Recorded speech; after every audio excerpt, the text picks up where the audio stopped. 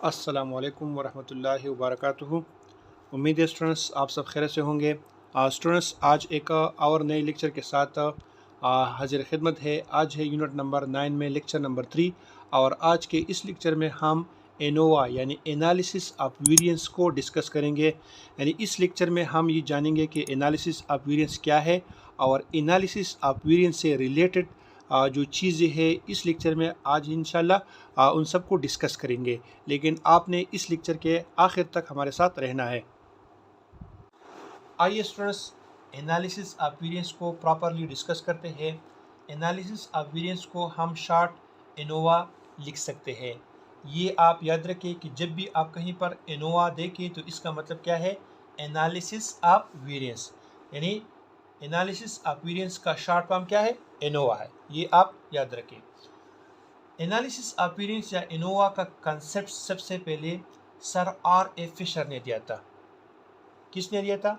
Sir R A Fisher ने। ठीक है। जिस तरह हम difference between two population mean को टेस्ट करते थे और उसके लिए हम टी स्टेटिस्टिक और जेड स्टेटिस्टिक को यूज़ करते थे, तो इसी तरह जब हमारे पास दो से ज़्यादा पॉपुलेशन आ जाए, यानी दो से ज़्यादा पॉपुलेशन मीन के दरमियान जब हम डिफरेंस को टेस्ट करते हैं तो उसको हम क्या कहते हैं, उसको हम एनोवा कहते हैं। यानी ये भी हमारे पास एक टेस्टिंग प्रोसीजर है जिसमें हम दो से ज़्यादा पॉपुलेशन मीन को टेस्ट करते हैं। ठीक है, समझ में आ गई। और इसके लिए हम test statistic F statistic use करते हैं। और इसमें अगर आप देखें यहाँ पर वेरिएंस का जिक्र आया है, तो वेरिएंस का जिक्र इसमें क्यों आया है?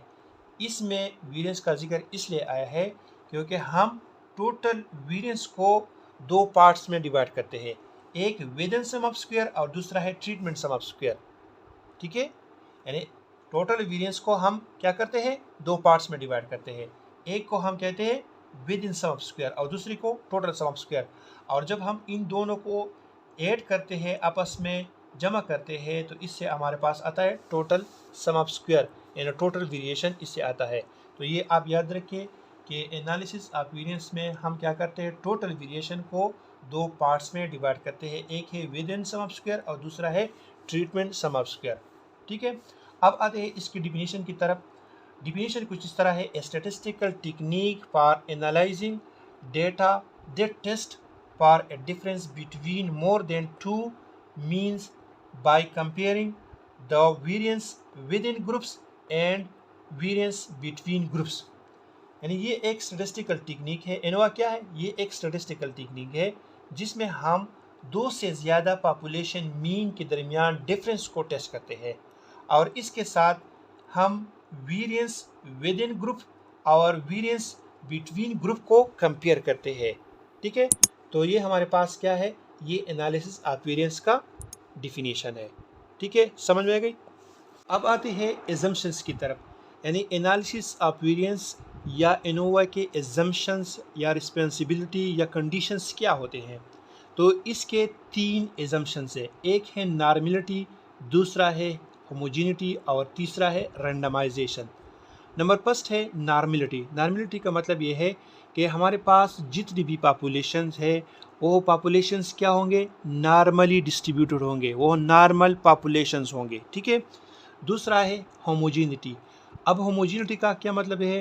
होमोजेनिटी का मतलब है the populations have same variances.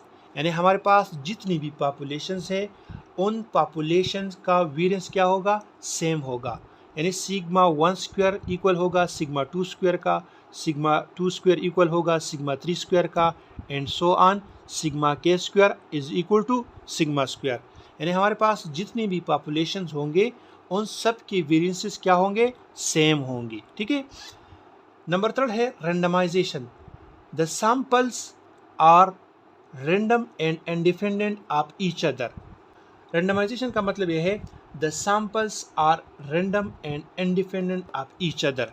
यानी हम जो पॉपुलेशंस लेते हैं, पॉपुलेशंस से जब हम सैंपल्स लेते हैं तो सैंपल्स रैंडम प्रोसीजर के तहत हम लेंगे। ओके, कैसे लेंगे? रैंडम प्रोसीजर के तहत, यानी वो रैंडम होंगे।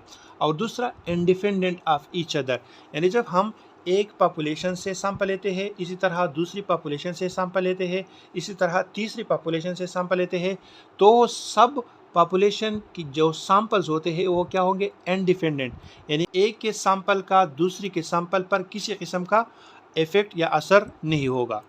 ठीक है, तो ये थे एनालिसिस अपीयरेंस या एनोवा के एजम्पशंस।